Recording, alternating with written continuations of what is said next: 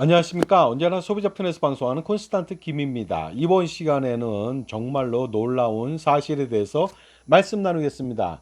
우리 65세 이상 노인 인구 중에서 70%가 기초연금을 받게 되는데요. 이 기초연금 못 받는 사람들이 있습니다. 그런데 놀라운 것은요. 연금보험이라고 가입했는데 비과세라고 해서 가입했는데 당연히 소득세가 발생되지 않습니다. 그럼에도 불구하고 연금보험 비과세 상품을 가입했는데 기초연금을 못 받게 된다. 여기에 대해서 알아보도록 하겠습니다. 연금보험 가입하게 된다면 기초연금을 받을 수 없다고요? 여기에 대해서 한번 그 실상을 알아보도록 하겠습니다. 2025년도 기초연금액은요. 1인당 34만 3,510원이 되겠습니다. 전년도 대비해서 2.6% 인상됐죠. 부부는 곱하기 2를 하는데요. 그렇게 된다면은 뭐 68만 6천 7천 원 정도가 되지만 20% 부부 감액을 하기 때문에 54만 9,600원이 되겠습니다. 자, 그런데 이 돈 다 받을 수 없을 수도 있고 아니면은 그 삭감이 아니라 아예 못 받을 수도 있다는 거 아니겠습니까? 바로 비과세 소득이 있음에도 불구하고 소득 인정액으로 판단돼서 평가하기 때문에 기초연금을 받지 못하는 사례가 있으니까 억울할 수도 있을 것 같습니다. 자, 그렇다면요. 소비자만을 위한 방송 시작해 보도록 하겠습니다. 오픈 스타트 하겠습니다. 프랑스 말로 꼬망송이고요. 일본 말로 이시오니 하지마니 마시오 하고 함께 시작해 봅시다 하고 말할 수가 있겠습니다. 자, 원래요, 비과세 소득이라고 하는 것은 소득세가 과세되지 않는 것이 되겠습니다.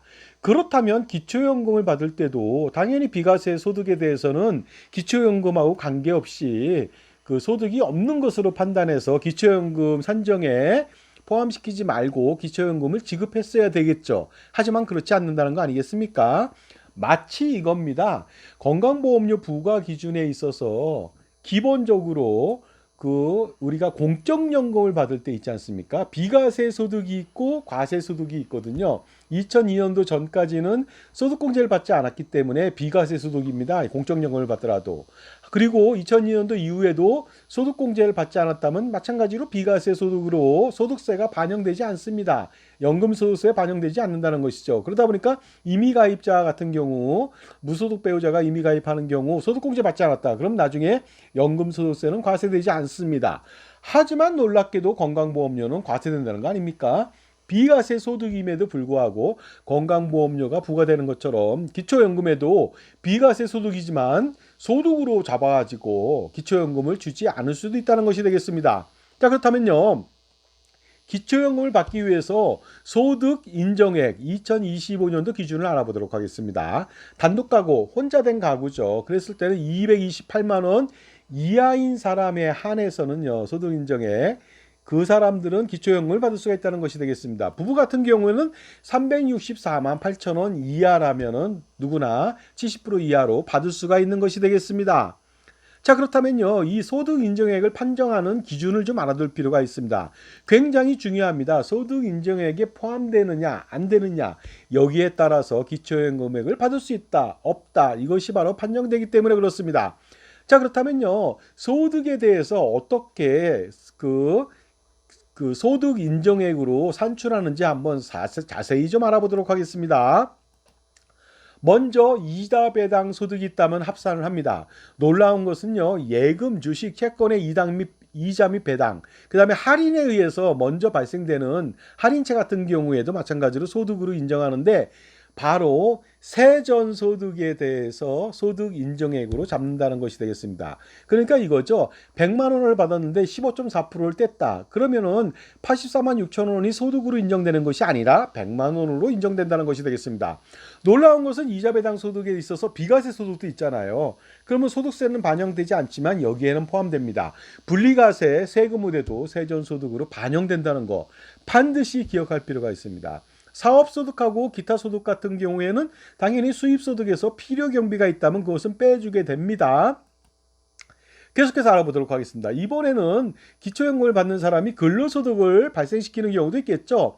이때는 비과세 소득을 빼줍니다. 그 다음에 실비 변상적인 출장비라든가 교통비 같은 경우도 빼주게 되겠습니다. 대표적인 비과세 소득이라고 하는 것이 중식대 20만 원하고 차량 지원비 20만 원은 빼줍니다. 그러니까 매월 40만 원은 그 예를 들어서 비과세 소득이 있다면은 근로소득 금액에서 빼준다는 것이 되겠습니다. 그리고 총소득을 가지고서 소득 인정액으로 잡습니다. 그러니까 근로소득 공제를 차감하지 않은 차감 전의 소득이니까 정말로 그 금액은 굉장히 클 수가 있다는 것이 되겠습니다.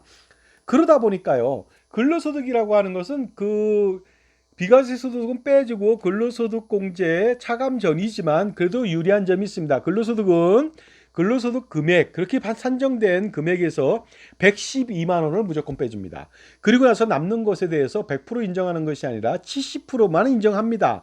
그렇기 때문에 근로소득을 받는다면은 비과세 소득 빼주고 그 다음에 112만 원 빼주고 남은 금액의 70%만 그 소득 인정액으로 인정하다 보니까 어떻습니까? 근로소득이 많다 하더라도 기초연금을 받을 수가 있다는 것이 되겠습니다. 따라서 개인의 경우에는 비과세 소득 중식대하고 차량지원비 20만 원씩 40만 원 그거 다 합쳐서 그것까지 포함해서 477만 원 이하인 경우에는 그 소득 인정액 228만 원 이하가 되기 때문에 기초연금을 받을 수가 있습니다. 놀랍지 않습니까? 477만 원이라면요 중위소 소득 정도 되거든요. 젊은 사람들도 다 포함해서. 그런데도 불구하고 이렇게 중산층이 기초연금을 받을 수가 있다는 것이 되겠습니다.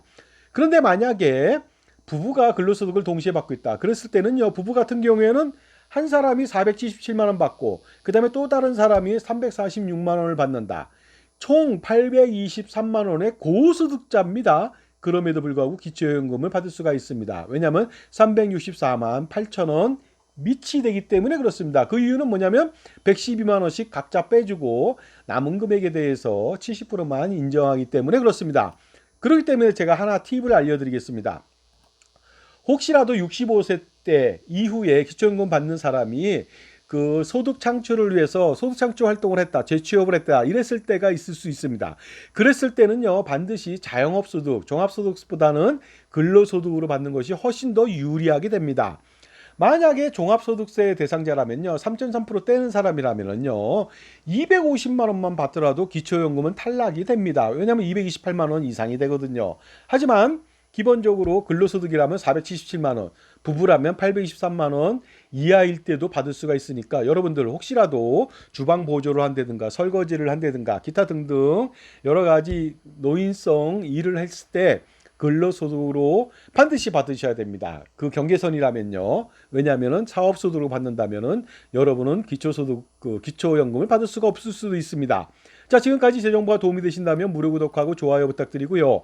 멤버십 회원가입부터 해서 보다 다양한 혜택 받아보시고 콘스탄트 김의 절세 자습서 있습니다. 증여세 상속세 그 이북으로 제가 판매 중입니다. 8,500원인데요. 점심값에 반도 안 되죠. 투자해볼 가치 있겠죠. 계속해서 그 소득 인정액 알아보도록 하겠습니다.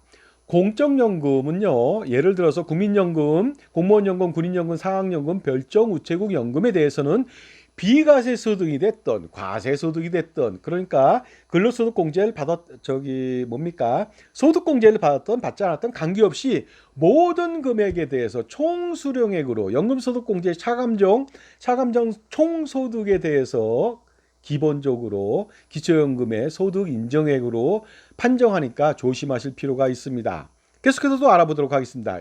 바로 오늘의 주제가 되겠는데요. 그렇다면 민간에서 받는 연금소득은 어떻게 될까요? 가령 민간에서 10년 이상 저축보험을 가입했다. 비과세죠. 물론 10년 미만도 해지할 수도 있겠습니다. 이러한 것에 대해서 민간저축보험, 연금저축, 퇴직연금 아니면 비과세 연금보험이라든가 변액연금이라든가 달러연금이라든가 아니면 최저보증연금이라든가 4%, 5%, 6%, 7%, 8% 그 달리 확정 연금보험이라든가 이런 것들은요 정기적으로 발생하는 이 소득에 대해서 기본적으로 과세든 아니든 관계가 없습니다. 다 뭡니까? 바로 비과세라 할지라도 기초연금 산정 시에 소득으로 인정하기 때문에 이 금액이 많다면 당연히 기초연금을 받을 수가 없습니다. 비과세 연금보험이라고 할지라도요 소득 인정액이 어느 정도 많아진다면 228만 원 개인 같은 경우 많아지게 된다면 당연히 기초연금은 탈락이 되겠습니다. 228만 원이 안 되더라도요 100만 원이 된다 할지라도 다른 재산소득이 있어갖고 그 평가 금액이 더 높아질 수가 있습니다. 소득 인정액이. 그러다 보니까 연금보험의 비과세 연금이라고 하는 거, 이것은 기초연금에 독이 된다는 것이 되겠습니다. 정말로 연금보험 가입하면 이렇게 수모를 엄청나게 겪게 됩니다. 납입기간 10년 동안에 10년납 같은 경우에 공시유효 상품 거의 원금에 겨우 도달할까 말까 하는 이런 수모를 겪고요. 수익률 수모죠. 연금 개시 전까지도 미미한 수익률 때문에 고생하고요. 그 다음에 연금 개시 후에도 미미한 연금 지급률 4%대 초반 때문에 문제가 됩니다. 그러니까 그 연금 개시 후에 연금을 받지만 안정적으로 받는다고요? 절대 그렇지 않습니다. 25년 300개월 동안요. 이자 한 푼 주지 않습니다. 그러니까 엄청나게 안 좋은 상품이죠. 거기다가 물가 상승률을 고려했을 때 현재 가치는 똥값의 연금을 평생 수령하는데 이것 전부 다 그 4연 전 4개 연속으로 안 좋은 것을 봤습니다. 그럼에도 불구하고 다섯 번째는 비과세 연금보험이라고 해서 가입했더니만 기초연금에 소득 인정액으로 전부 다 잡아서 기초연금 탈락이라니 이거 말도 안 되는 거 아닙니까? 하고 볼멘 소리를 낼 수 있습니다. 그런데 이것이 실상이다 보니까요. 여러분들 연금보험이라는 거 하는 것은요. 이런 모든 안 좋은 조건이 많은데 기초연금도 탈락되니까 가입해서는 안 되겠고요. 가입했다면 반드시 해지할 필요가 있겠죠. 자, 그래서요, 오늘요, 비과세 연금보험 좋아하지 마십시오. 물론 과세된다 하더라도 마찬가지가 되겠습니다. 하지만 비과세라고 하는 거 복리효과가 미미하고 뭐 이자 소득이 얼마 안 되는데 비과세가 무슨 의미가 있겠습니까? 그런데 놀랍게도 연금을 받게 된다면은 비과세라고 해서 받는데 그것이 바로 기초연금 소득 인정액으로 잡아갖고 기초연금을 받지 못한다. 이거 황당한 일이 아닐 수 없겠죠. 그러니 절대로 연금보험을 가입하면 안 되고 가입했다면 무조건 해지할 필요가 있겠죠. 감사합니다.